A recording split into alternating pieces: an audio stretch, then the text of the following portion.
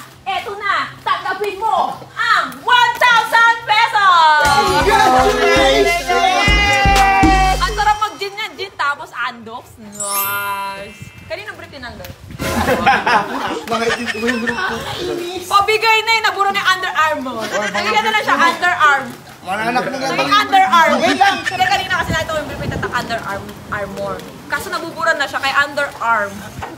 Kuya yan, galingan nyo dyan ah. Ma'am, thank you po. Oo, mamaya gin yan. Sarap yan. Ayun, at syempre, it's Gcash time muna tayo. Okay.